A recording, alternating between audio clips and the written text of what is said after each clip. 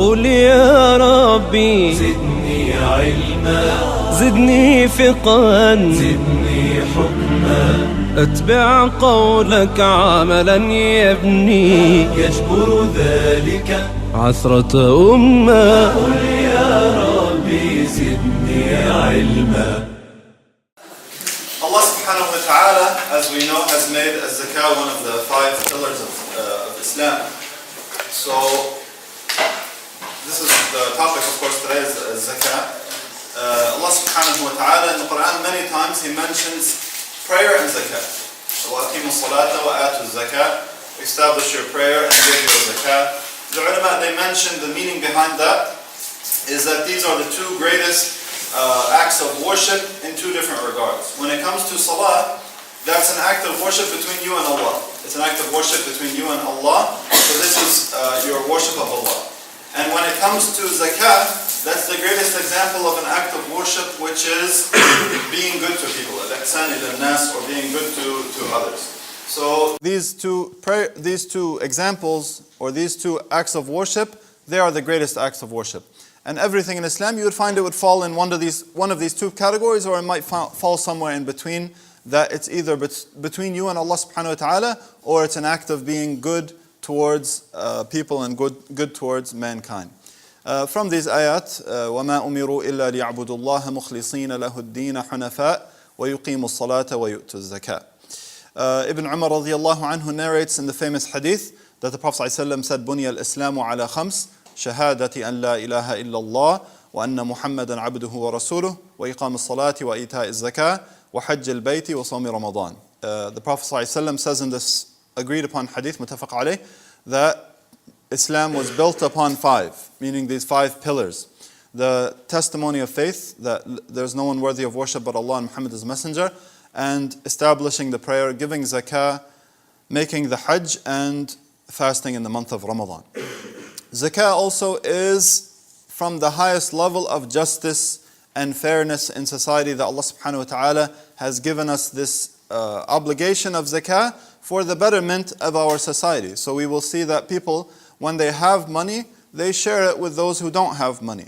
And this causes love between members of the society. It doesn't cause the enmity that we see sometimes in certain societies, when some people are very rich and some people are very poor, and very few people are in between. So in Islam, the ones who have, they give to the ones who do not have. It's a very easy amount that Allah subhanahu wa ta'ala obligated upon the believers. Most of the time when we talk about zakah, we talk about from our wealth. And that only comes out to 2.5%. So it's a very small amount, as opposed to, for example, taxes that governments take from their citizens. Oftentimes it's a lot, much more than 2.5%. And zakah is only taken from the wealthy, or those who have a certain amount of wealth, the nisab that we'll talk about inshallah. Whereas taxes, which are taken by governments, it applies to everybody. And actually, subhanAllah, it's the opposite from zakah, in that a lot of times, the more wealthy you are, the better you are at not paying your taxes, right? You have people who can figure out how to get you out of paying taxes. Whereas in Islam, the more money you have, the more you would pay on your zakah. And there's a benefit also behind that, which is that the more money you have, the more you have to pay on zakah. Therefore, you want to do some kind of investment to make your money increase. Because if I just have, if a non-Muslim or somebody who's not concerned with zakah has money sitting in the bank and he's just developing interest on it, he has no reason to take it out and do something else with it. If he's making money like that, then that's good for him. But for Muslims, we pay zakah on our wealth. So our wealth sitting in the bank is not going to be developing interest, because, like was mentioned earlier today, that money should not just make money based on the fact merely that it's money, and it should be doing something. It should be doing something for the society. There should be some work or some kind of benefit that's provided from that money. So zakah should not, or money should not just be sitting in the bank for a Muslim. First of all, we don't believe in interest. Second of all, every year you have to pay 2.5% on that wealth. So if your money is just sitting there, what's the benefit? Actually, the zakah would make it go down, right? If we talk in a physical sense, we know that spiritually speaking, that zakah does not make your money go down. Rather, it's Allah subhanahu wa ta'ala will bless that wealth. But from a physical sense, yes, the money will go down every year, will decrease every year because of your zakah. So what is the solution then? what's the solution for a Muslim instead of just keeping his money hoarded somewhere?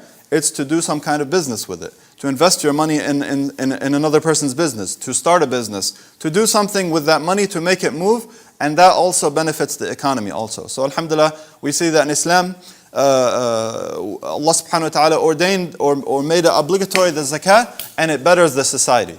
And in a non-Muslim society or societies which don't care about zakah, they have people trying to gain money from interest, and that does not benefit the society. Actually, it causes a greater harm to the entire economy of that society. So alhamdulillah, this is a spiritual benefit of zakah, and it's also a physical benefit that we see amongst us in our daily life.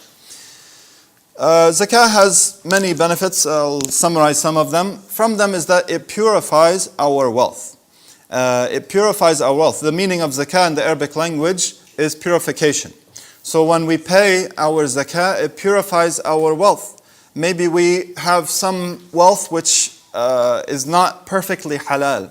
Maybe some of our wealth has some questionable matters about it. Maybe some of our wealth, for example, we do not know if we fully earned that income. We don't know if we did our job 100% correctly to deserve that salary. So when we pay zakah, we are giving from our wealth so as to purify it. Allah subhanahu wa ta'ala says, خُذْ مِنْ أَمْوَالِهِمْ صَدَقَةً تُطَهِّرُهُمْ وَتُزَكِّيهِمْ بِهَا. That take from their money, sadaqah, which purifies them. It also purifies the person who is giving it. The one who gives zakah, Allah subhanahu wa ta'ala purifies his soul. For example, when you give money, that causes you to fight against the natural stinginess that we have. You cannot be stingy when you're forced to give. You have to give. So at that point, Allah subhanahu wa ta'ala is forcing you to purify yourself from this stinginess and this bukhl that we naturally have as human beings that we don't want to give to others. So this is also a purification for our souls. Like we said, that it removes the enmity in society between the rich and the poor. If the poor always see that the rich are flaunting their wealth and they have nothing, they would feel very bad. But if they see that the rich, they have money and they give it to the poor, and they help spread that money amongst society. And subhanAllah, if we look at some of the rules of zakah, they mention that a poor person should be given the need for the entire year. And oftentimes this is not applied, but that's in a theoretical sense, that's how it should be in most cases. That when you find a family that's deserving of zakah, give them enough that suffices them for their entire year's expenses. So subhanAllah, imagine a person who does not have enough, and the rich in society and the wealthy, they give him enough to live on for an entire year and to provide for his family. He would feel so comforted, and he would feel that this society, this Muslim society, is working together. Everyone is helping one another to live in a respectable way. Not paying zakah, of course, as we know, is one of the greatest sins.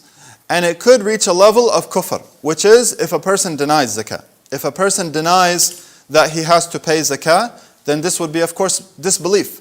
Because as we know, it's one of the 5 pillars of Islam. But most Muslims, they don't deny this pillar of Islam, but the ones who don't pay it, they don't do it because of stinginess. They don't do it because of stinginess. And this is also something that is very dangerous. And they mention also in the books of fiqh that denying zakah in terms of stinginess, by not paying it just because you don't want to pay, just because you don't want to take that money out of your wealth, even though, like we said, subhanAllah, it's a very small amount, 2.5%.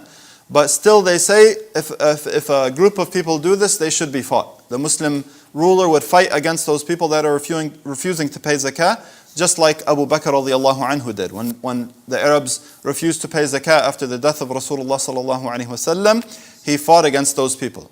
And Umar radiallahu anhu, at first he didn't want to fight against them, but Abu Bakr radiallahu anhu was firm on this fact that he said, we have to fight them because Allah subhanahu wa ta'ala has made this zakah a obligation upon our wealth. And whoever denies it, he should be fought against. There's different kinds of zakah. Some people who have, don't have much Islamic knowledge, sometimes they get confused and they hear the word zakah, and for example, they might hear in the month of Ramadan that we pay zakatul fitr. So they hear that at the end of the month of Ramadan. And some people, they know there's zakah, but they think it's just some kind of unclear amount that you're supposed to pay from your wealth. So some people, and you'll find questions like that, some people just say, I give charity every once in a while, that's my zakah. That's how I pay zakah. I just give charity, every couple months or something like that. That's how I purify my wealth. So both of these all of these matters are due to people not asking questions about the religion. And some people never pay zakah, the proper amount of zakah that is due upon them, because they never once asked or researched how to pay zakah or how much zakah is due on my wealth. And this form of negligence is something which is very blameworthy in Islam. For a person to live their life not knowing an entire act of worship, how they're supposed to perform it. And it's something very sad. And subhanAllah, in every act of worship, you'll find that some Muslims, they're 50, 60, 70 years old, and they're doing it wrong, and they never once took time to ask. If you have a religion that's sent to you from Allah subhanahu wa ta'ala, given to you by Allah subhanahu wa ta'ala, the least thing that we should do is at least ask somebody how we should do it. SubhanAllah, there's just a recent example I can think of is one brother, he's like a middle-aged brother, 50 years old. He did not make wudu correctly. He was not making wudu in the right order. The limbs, he was washing the limbs in the wrong order. And he lived his whole life like this. So subhanAllah, it's a form of negligence which is very bad for a Muslim not to ask even how to pay zakah.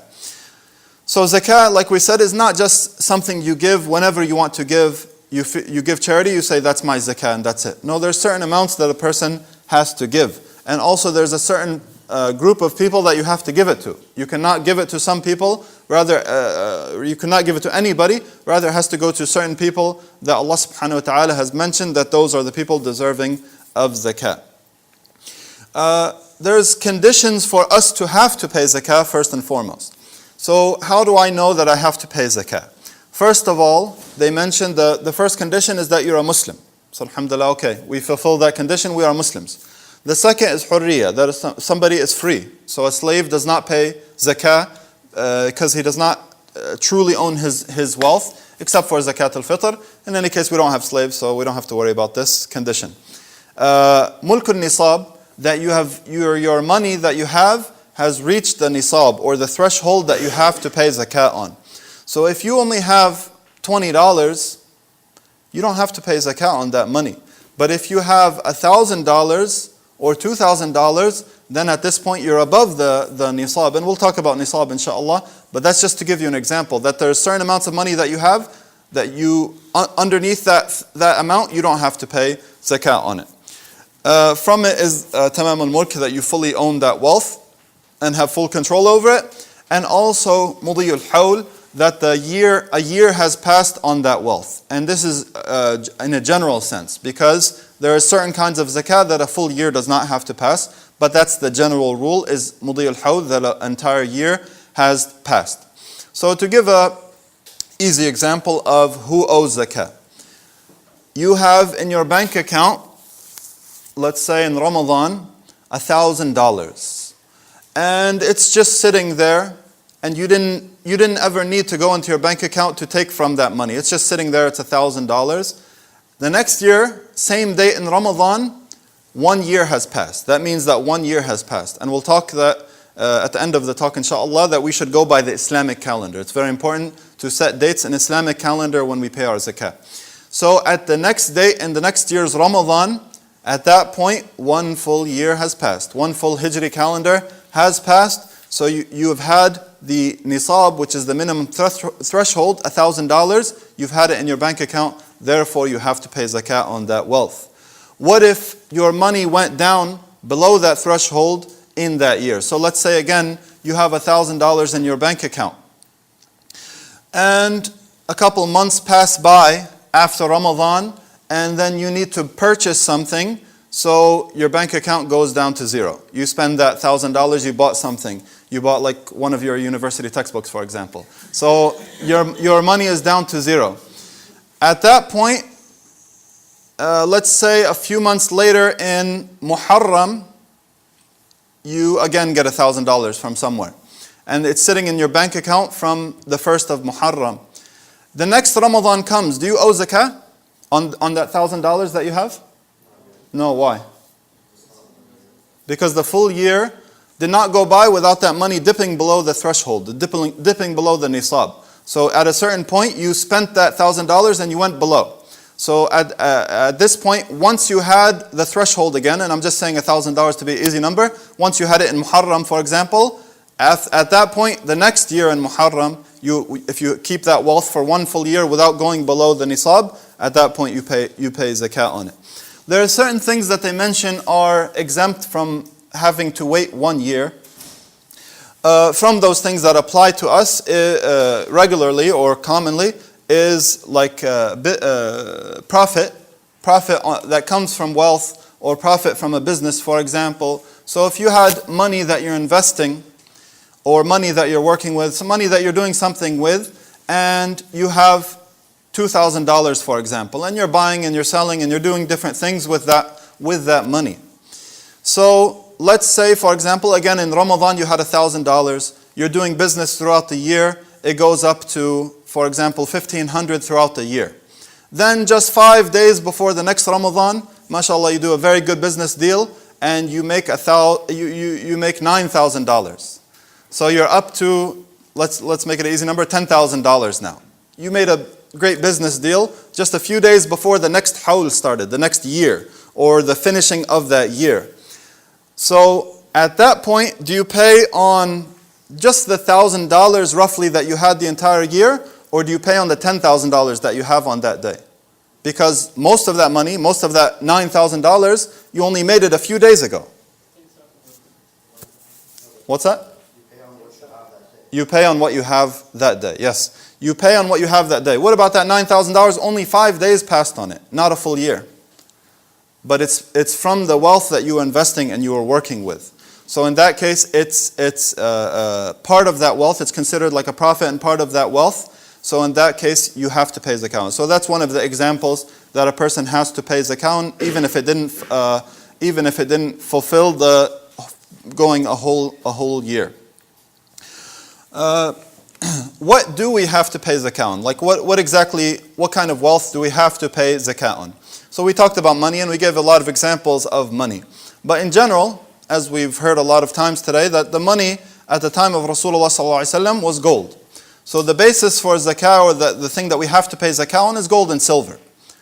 And then, of course, today the scholars are agreed that money also, the dollars that we have, that also fulfills the same role of being our form of currency. Therefore, we have to pay zakah on it. Nobody should try to be smart and say, well, money, the dollars we have is not physically gold or silver, therefore zakah does not apply to it. Nobody really has that opinion today. So money, the currency that we have today, has the same ruling as gold and silver. Therefore, we have to pay zakah on it. But the nisab of our dollars and the currency that we use is tied to gold and silver. It's tied to gold and silver, as we'll talk about in a moment.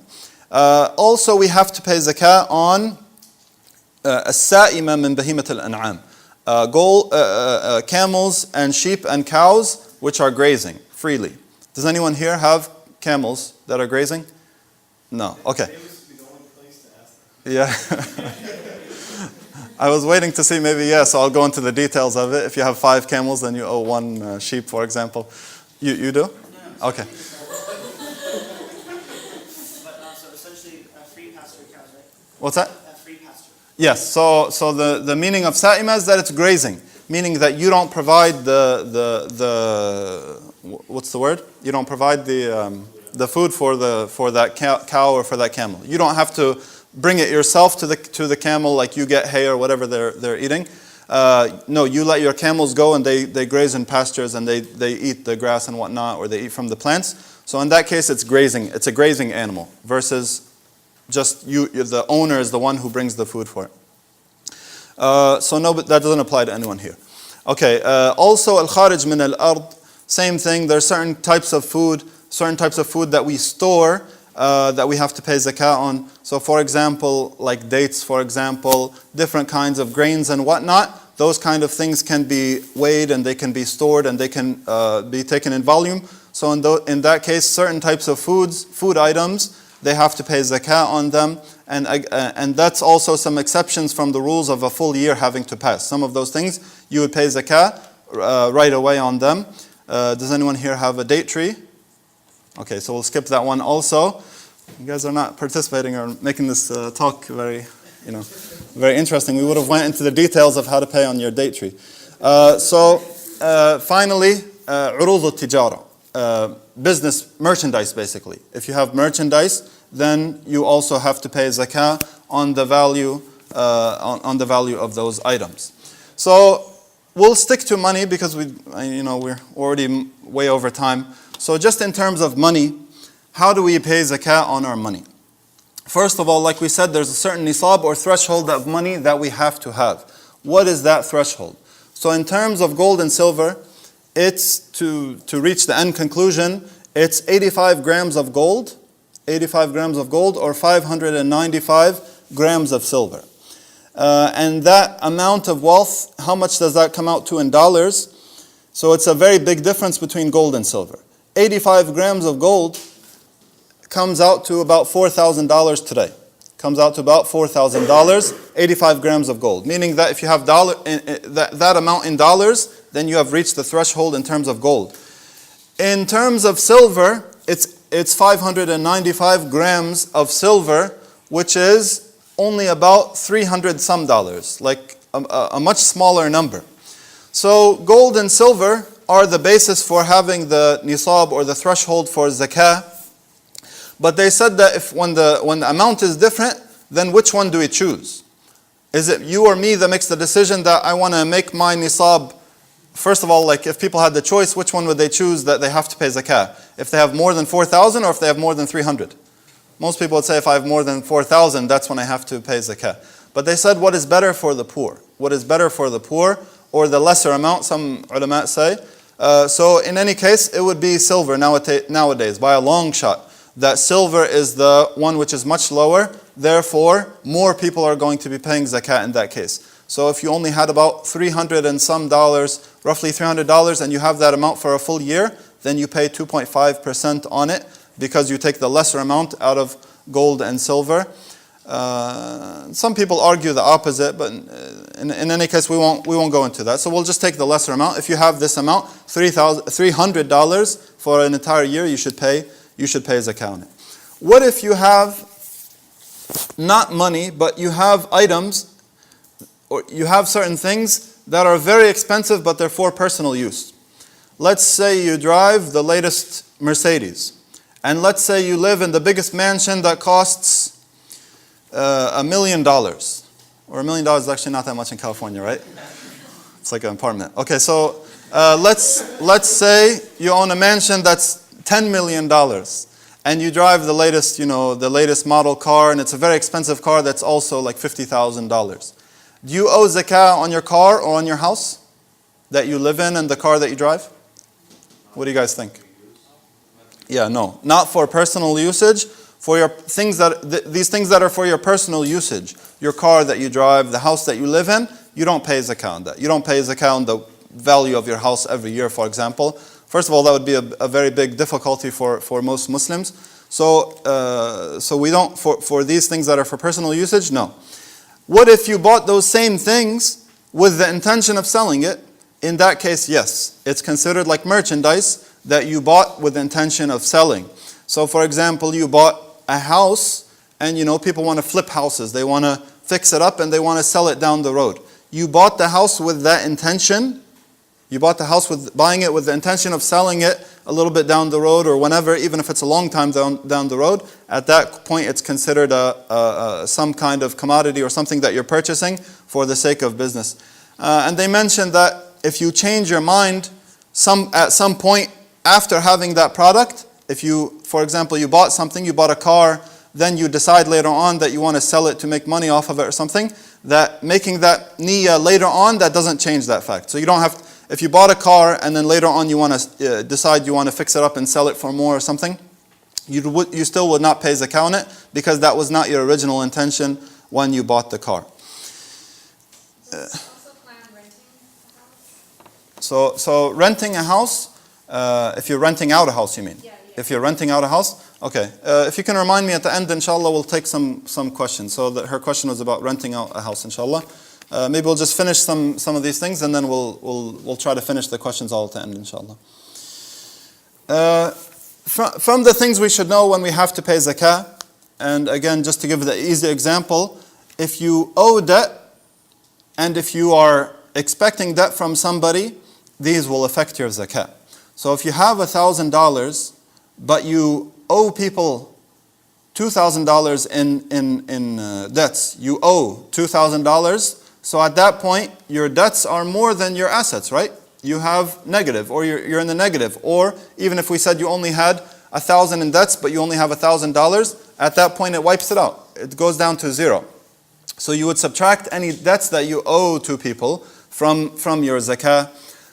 Some scholars nowadays, they make one exception, which is the mortgage that people have on their houses. And they said that, most people, their mortgage is a very big amount.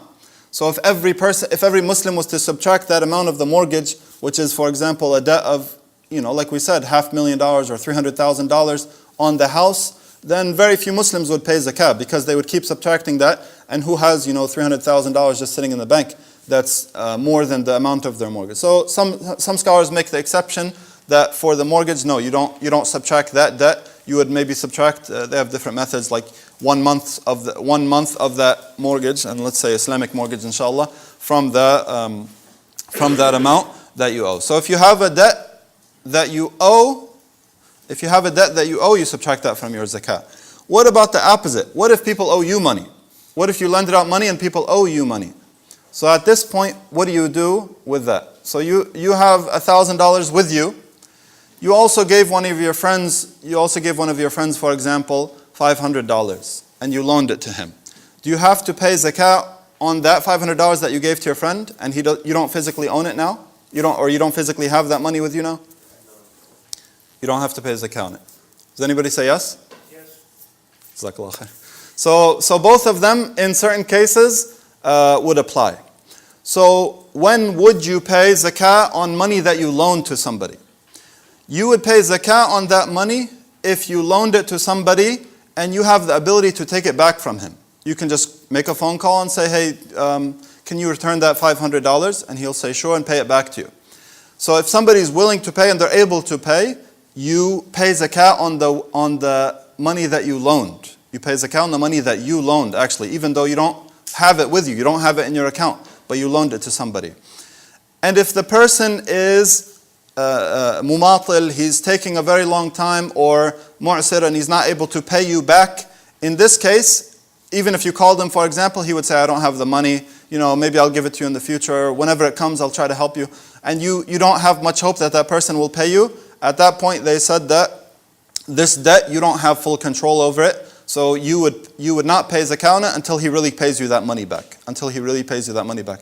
What's the wisdom behind you loaning somebody money, and you don't really have that $500 in your account, yet you still have to pay zakah on it? What's the wisdom behind that? They said that if this was an exception made, that if you loan people money, you don't have to pay zakah, some people might use that as a way of getting out of paying zakah. So for example, at some point during the hawl, during the year when I have my money, I go and loan it to one of my friends, and or a big portion of my wealth, I go and loan it to one of my friends, and I know that I can ask him for it whenever I want. So when the time for zakah comes, I can say, well, most of my money I don't have it. I gave it out in loans. So this could be a way for people to escape from paying zakah.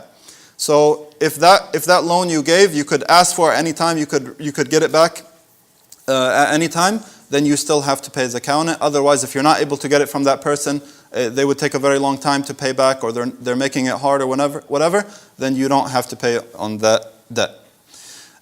Who do we pay zakah to? Who can I give zakah to? Can I give it to my next door neighbor? Can I give it to a non-Muslim, the homeless guy on the street, for example? Who can I give my zakah to? So the zakah, Allah subhanahu wa ta'ala mentioned very clearly in the Quran the 8 categories of people who can accept zakah, who can receive, we can give them zakah. إنما الصدقات للفقراء والمساكين والعاملين عليها والمؤلفة قلوبهم وفي الرقاب والغارمين وفي سبيل الله وابن السبيل. The sadaqat are for al-fuqara wal-masakin, which is basically the same that the poor, but they mention two different or like the things that differentiate a faqir from a miskeen, why are they different? In any case, it's somebody who does not have enough money to fulfill their needs. Any person who does not have enough money to fulfill their needs. So somebody might be poor, even though they have an income of $5,000 a month, but they have a big family and they have a lot of expenses. So every month they're short. They don't have enough money and they have to keep like asking people for money and whatnot. So this person, even though he might have an income, but because his income does not reach his full needs of him and his family, so he would be considered as poor. So the first category, the first and second, which is basically similar, is al-fuqara wal-masakin, the poor people. وَالْعَامِلِينَ عَلَيْهَا, the people who distribute zakah. This one we don't really have to worry about. None of us are in that business of distributing zakah. Al-mu'allafati qulubuhum, the ones who we are hoping to bring them closer to Islam or to make their iman stronger. That one brings up the question I said, what if you want to pay to like the homeless guy on the street that's not a Muslim? Can you give him from zakah? Well, they mention that in general zakah should not be given to non-Muslims. Zakah should not be given to non-Muslims. Can you give non-Muslims a regular charity? Of course. And that's something very good. Give as much charity as you want. But when it comes to the specific zakah, which is the 2.5%, and it has on that wealth which you've had for an entire year, it should go to Muslims. The exception that they make is this one, al-mu'allafati qulubuhum. According to some scholars, they make this exception that even a non-Muslim, you could give him zakah with the hope that it brings them closer to Islam. So somebody, for example, that you have a lot of hope that they will enter into Islam, and you give them some of your zakah money, hoping that it would bring their heart close to Islam, and the Prophet ﷺ used to do this with certain people. This is something which is permissible. And other scholars, they said, no, that doesn't apply nowadays. What applies nowadays is, for example, a new Muslim. Al-mu'allafati qulubuhum would be a new Muslim that has already accepted Islam. So he's not considered to be a kafir at this point. He's considered a new Muslim. He accepted Islam, but maybe his iman is weak. So the Muslims should give him from the wealth so that he's able to feel that he's comfortable in Islam and people are taking care of him and people are helping him, and this will help him and help his iman to grow also. In any case, it's better if you have zakah to give it to fellow Muslims to avoid this difference of opinion. And if you want to give charity to non-Muslims, that's good, and give as much charity as you like and as much charity as you want. But when it comes to the specific zakah, it should go to Muslims. وَفِي الرِّقَابِ وَالْغَارِمِينَ وَفِي سَبِيلِ اللَّهِ. The last ones are the slaves, to help a slave buy his freedom. Again, we don't really have to worry too much about this one. وَالْغَارِمِينَ, a person in debt. A person in debt. As long as it's legitimate debts, meaning that that person is not just being like very careless and taking out a lot of debts for luxury items, but somebody who really is in debt because of need. They had to take money and they have no way of paying it back. So these are the people who are deserving of zakah. وَفِي سَبِيلِ اللَّهِ, the ones who are fighting in the path of Allah subhanahu wa ta'ala. Also, this one can be very difficult nowadays. Who are we going to send our money to in that regard? You'll have somebody knocking on your door very quickly if you try to do that. So who can we pay to? Fi sabilillah. So the majority opinion is that fi sabilillah means people fighting in the path of Allah subhanahu wa ta'ala. There is the opinion also, some people give, or some scholars give, that fi sabilillah is something which is in the path of Allah.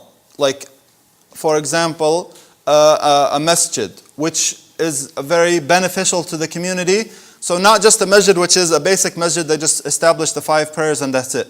No, but a masjid, for example, that has all kinds of classes and they teach Quran and they teach new Muslims and they do all kinds of activities. That's a very big benefit for the Muslim community. At this point, they could be considered from that. And some scholars say because Allah subhanahu wa ta'ala says, فَلَا تُطِعِ الْكَافِرِينَ وَجَاهِدْهُمْ بِهِ جِهَادًا كَبِيرًا. So do not obey the disbelievers and make jihad with them with a great jihad with it. With it. And the it here in this ayah is referring to the Quran. That to fight make jihad against the disbelievers with the Quran.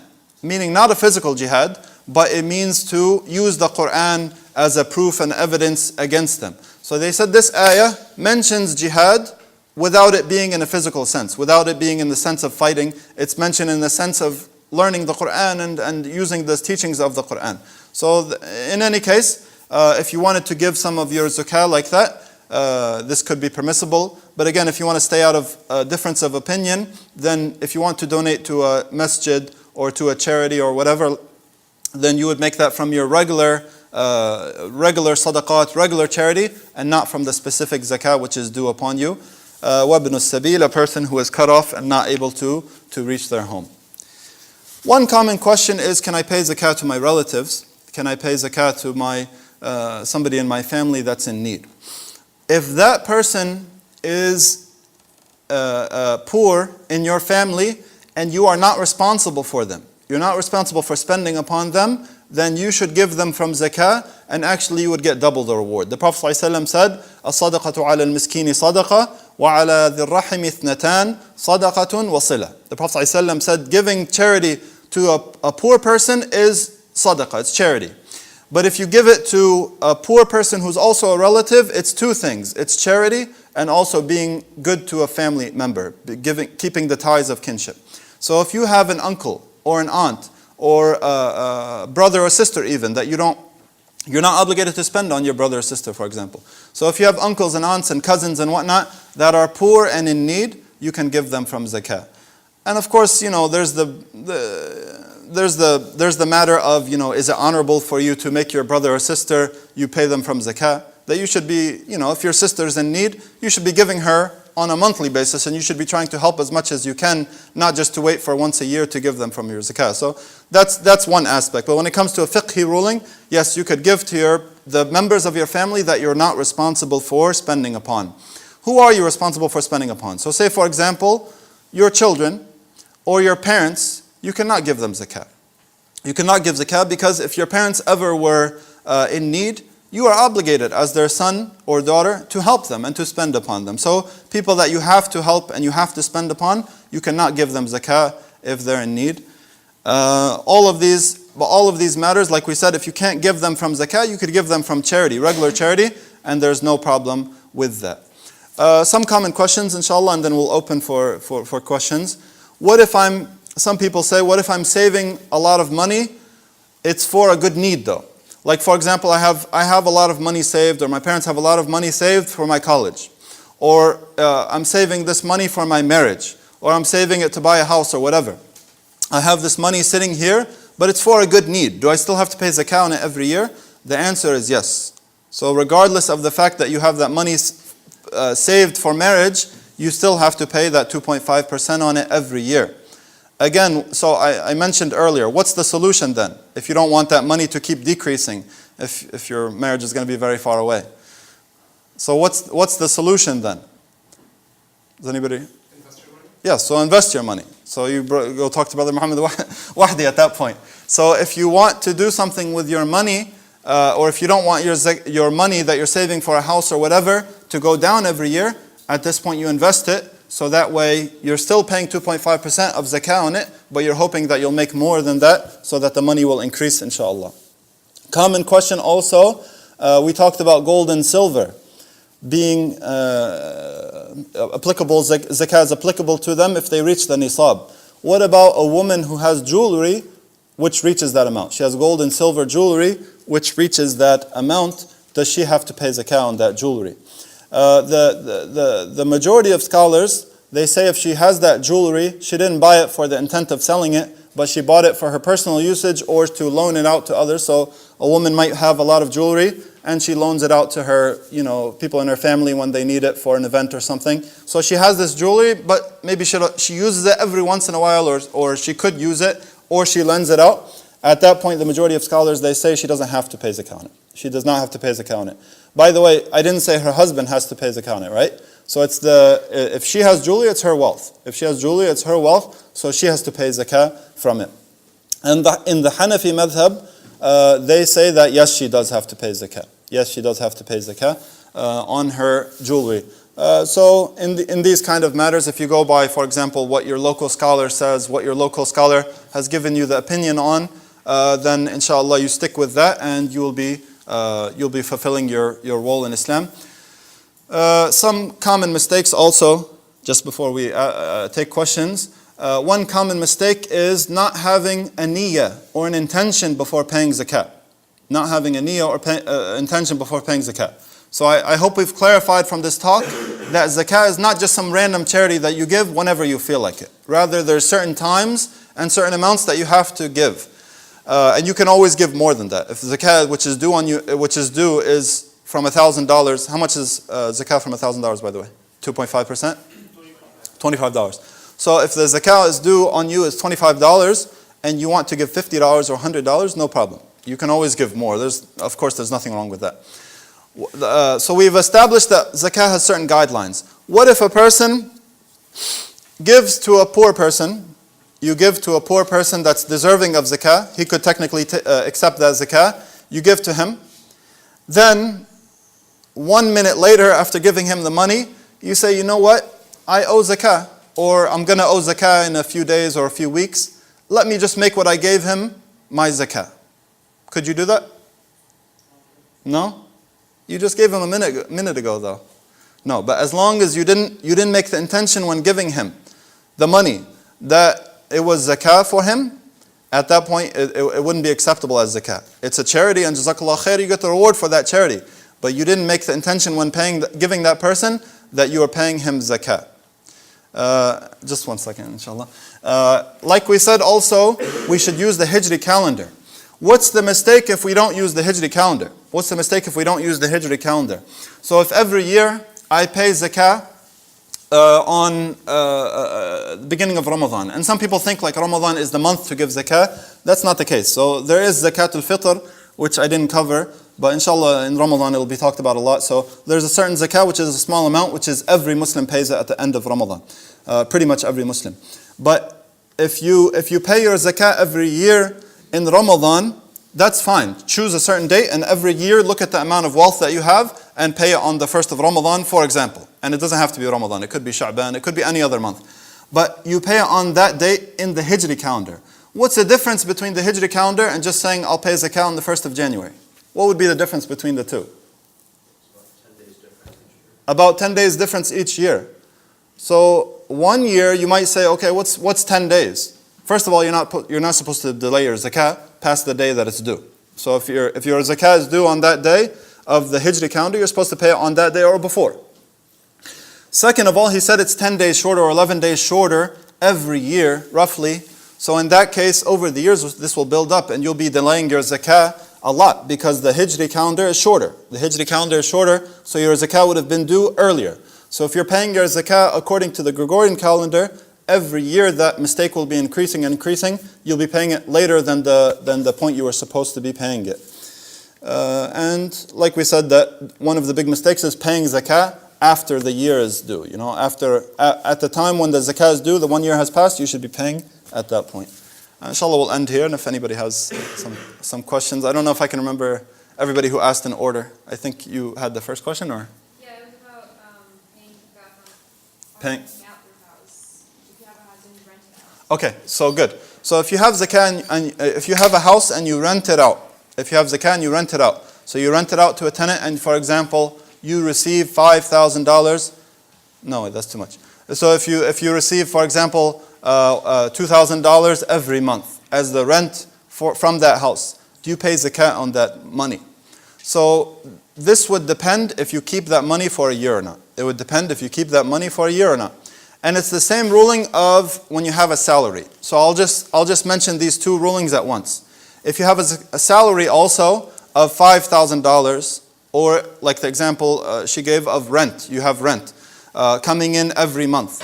If you have that, let's say just $5,000 every month coming in, there's two possibilities. That money is building up and you're keeping it for an entire year.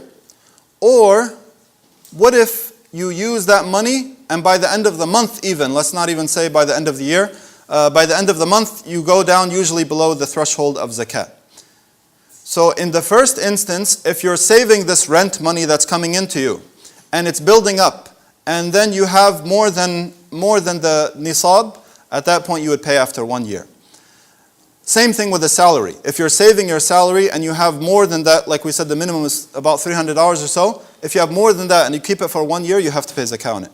If you're using that rent money for your own expenses, or if you use your salary and every month pretty much, or some point throughout the year, you go down to very low. You go down to like 0 and you don't have money.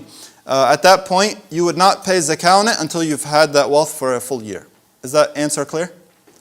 So basically, The price of the house, and the steep on the 1,000. what's that? The cost of the house.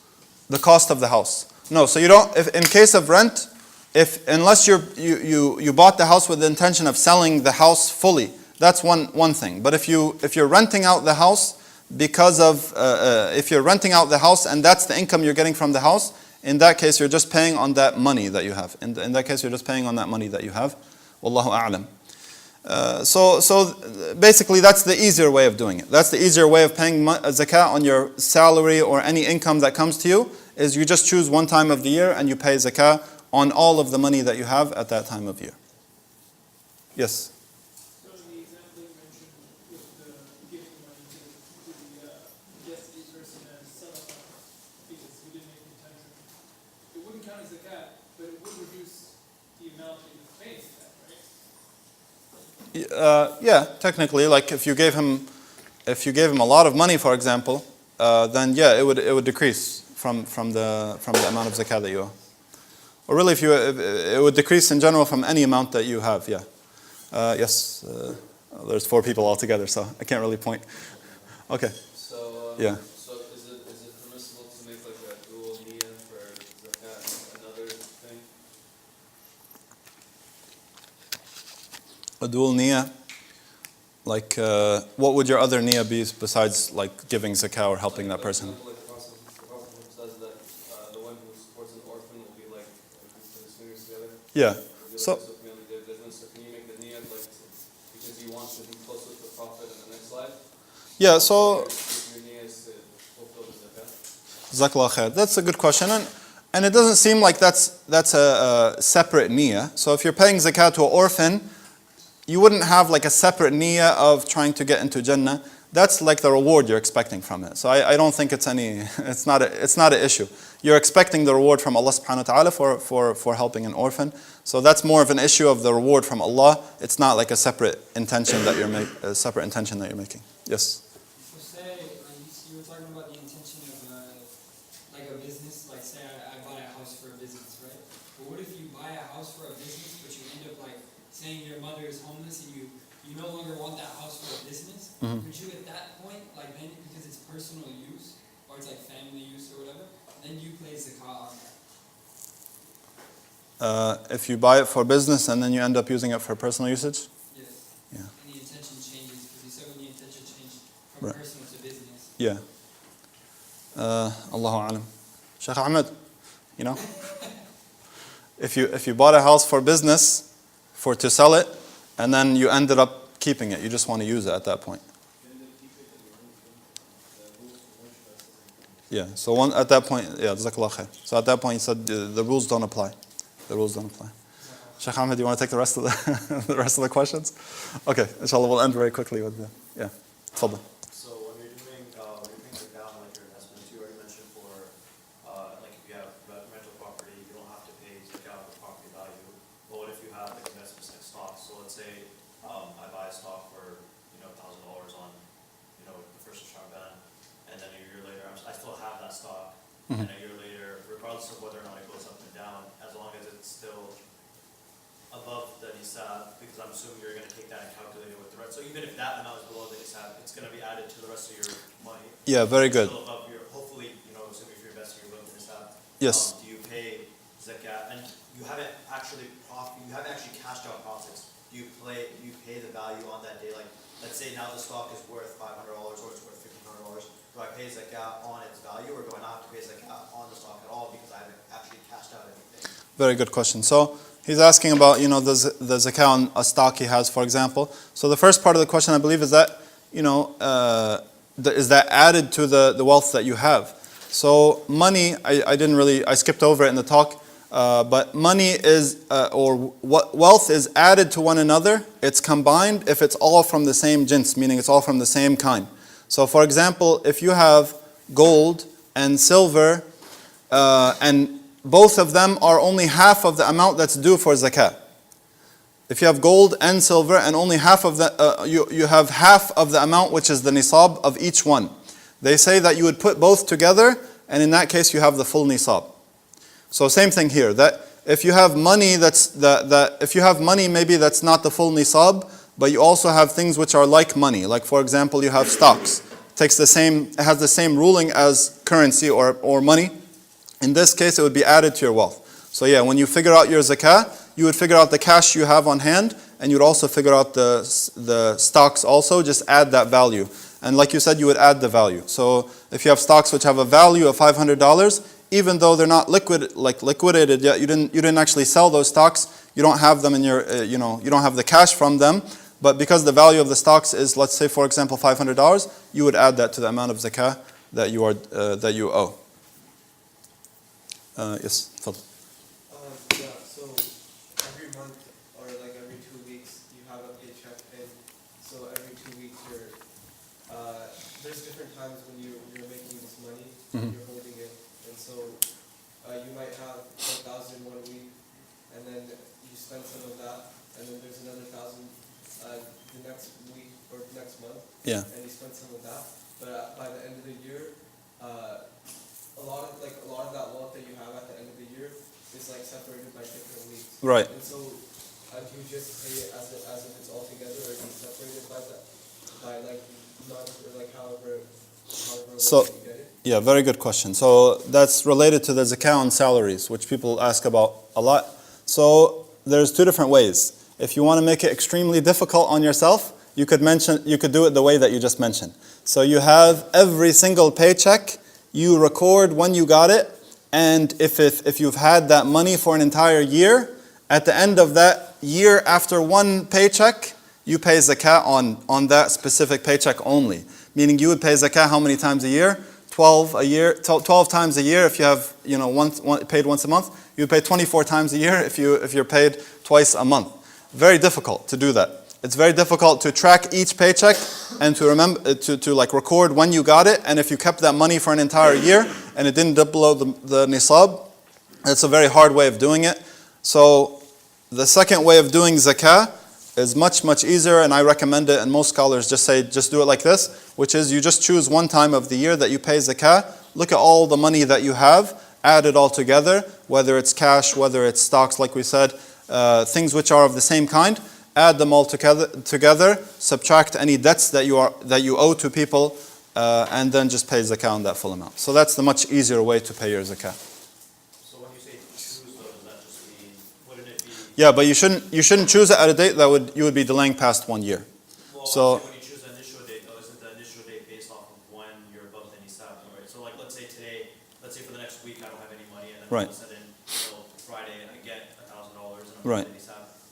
I don't choose that day, that's the day now. that's the day, but some people, they might not remember some random day of the year when they got above $300 or whatever. So they just make it a certain day of the year. Sometimes it's a memorable day, like we said, the beginning of the Islamic calendar or Ramadan or whatever. The reason people choose those dates is because they're easy to remember. And one possibility in zakah is that you forgot that that's the date that you're supposed to pay. So yes, you're correct in the sense that the year starts of eligibility for having to pay zakah when you receive the nisab, or when you have the nisab, which is the minimum threshold. But some people might not remember that exact date, so they just choose another date. But you don't want at that point you don't want to let a full year pass after that date. You want to pay early, for example, to avoid that problem. Question from the sister side? Yes. So you're mentioning that when you are calculating your zakat, the mortgage in the house is accounted, which is subtracting from it. So if you're living in a house and you're renting out another place, the income from that rent is being paid on the mortgage of the house that you're living in right now. Do you do zakat on the actual rent that you get per month, or are you doing zakat on the fact that you have another house that you're renting out? So I believe it's, Allahu Alam, if I understand the question correctly, it would just be the same as like we talked about earlier, that you're receiving rent money. And if you're receiving rent money, if I understand the question correctly, then at that point, once you have that rent money for a full year, then you pay zakah on it. But if one money is going to another place, like if the rent money you're using it on paying the mortgage for your own house that you live in, at that point it's maybe being canceled out. So at that point it would not have zakah on it if nothing is remaining, or it's not remaining enough that it's the full nisab. Does that clarify the question? Okay. Yeah. Do we have time for questions, or are we okay for asking questions? Needs to be continued, and then whoever wants to ask questions can ask questions. Oh, okay, inshallah. Yeah. Unless if you have to go. No, it's fine. Jazakallah khair. Yeah, I'm here. Sami? One of the things I was thinking about is Sharia is supposed to be a system that governs Muslims living in a society. Mhm. And as you mentioned, if you compare zakat to taxes, zakat is much lower. Arguably, one is like on your total loss versus on your yearly income. But I was saying that if zakat is to like replace taxes, it might not be enough for like the whole society. So how do you look at Yeah. So that's a big question because, so zakah is not like a replacement for taxes, taxes are for the government. Taxes is for the government, zakah is going to the poor. So the place where it's paid is different. In general, it's a big question because now, Islamically speaking, taxes should not be taken from citizens. Like Islamically speaking, there should not be taxes on citizens. I don't know if we should edit that part out of the video or something, but that's the Islamic viewpoint, that there should be no tax on citizens. Nowadays, maybe how can a society or how can a government, fund itself without taxes? That might be for big scholars to decide if there was, some way around that. Allahu a'lam. Yes.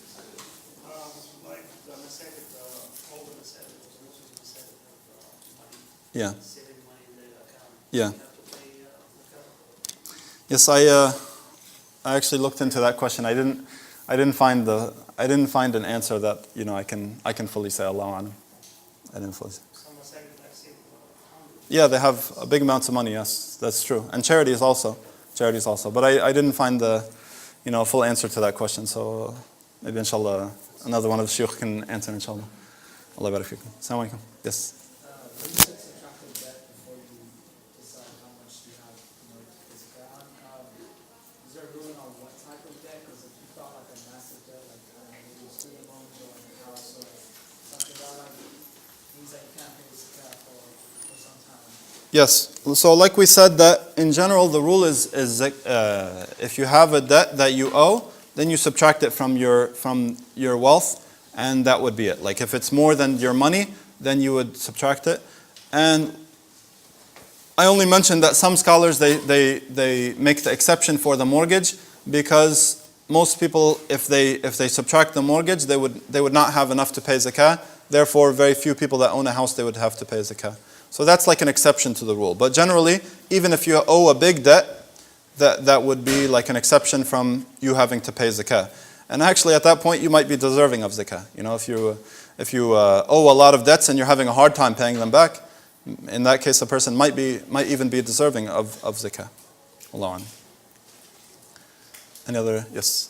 So even if you're a student, it's like if you reach that aside, it's obligatory upon you. Assuming you have let's say you have no debts. Yes. So very, very good question. What if I'm a student, for example? Do I have to pay zakah? I'll give you another example. What if I'm a 2-year-old kid? Do I have to pay zakah on my wealth? Let's say a child, he inherited money from his parents, and his parents died. And now he's a 2-year-old that has $1 million.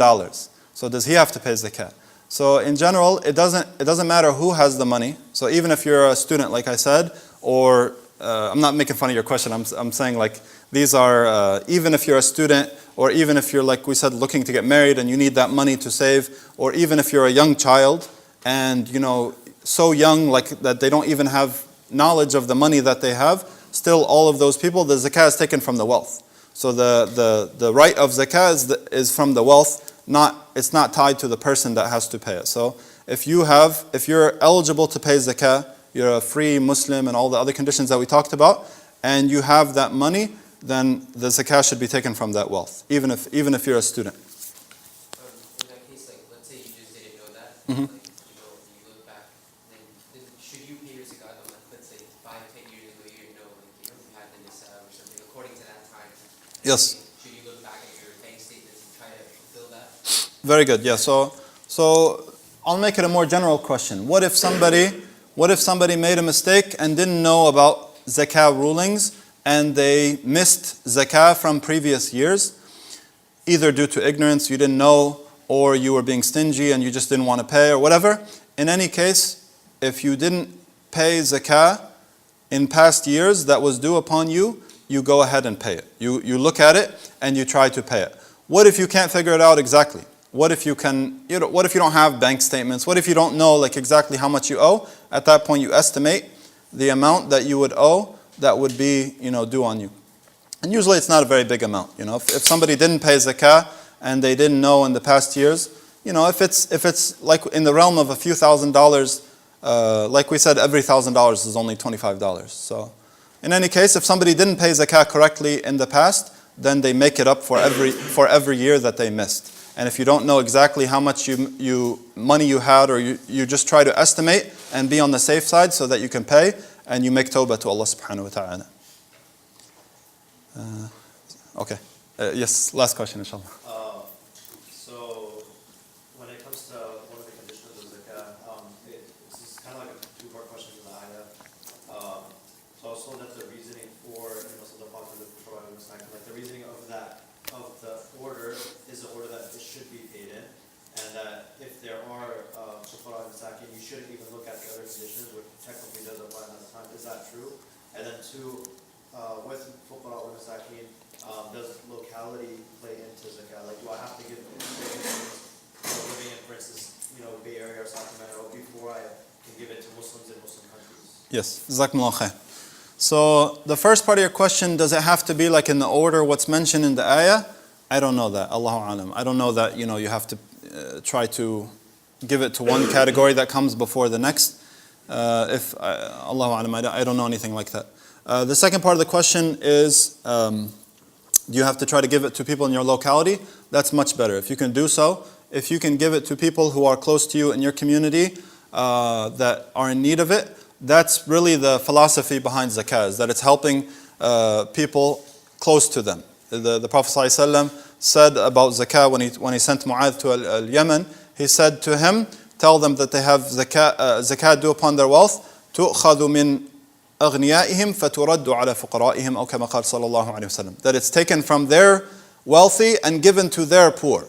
So they said from this hadith, it indicates that zakah is paid to the people in that locality. And it's better, it's better that you give zakah and it's people that it's people that they will benefit from it. You know that they will benefit from it. You can look and choose who you will pay zakah to. It causes like love between the Muslims that, this person, he helped me out at a time of need. All of those are from the big factors that are why it's much better to pay in your locality. Find poor people around you. It also causes you to look at your community and to find people that are in need, which is also a good thing that you know who might be in need in your community. It has all of these benefits. The exception might be if Muslims in another part of the world are in a much, much greater need. And that's oftentimes the case. If Muslims in America, yes, there's poor Muslims, that's good, and some of us should give to them. But if for example, there's the big calamities going on around the Muslim world, and Muslims are starving to death, for example, they would take a higher priority. People who are in a much more difficult need, and it's like an emergency for the ummah to help those people, then we should send overseas in that case. But otherwise, the general rule is that it should be local. Inshallah, we'll end here. I promised that I would make it short, and I did not, so we went over an hour. فَجَزَاكُمُ اللَّهُ خَيْرًا. So never trust anyone again that says, I'm going to make this talk short. جزاكم الله خيرا. Thank you everyone for listening. جزاكم الله خيرا والسلام عليكم ورحمة الله. رب أدعو مخلصا أنت رجاء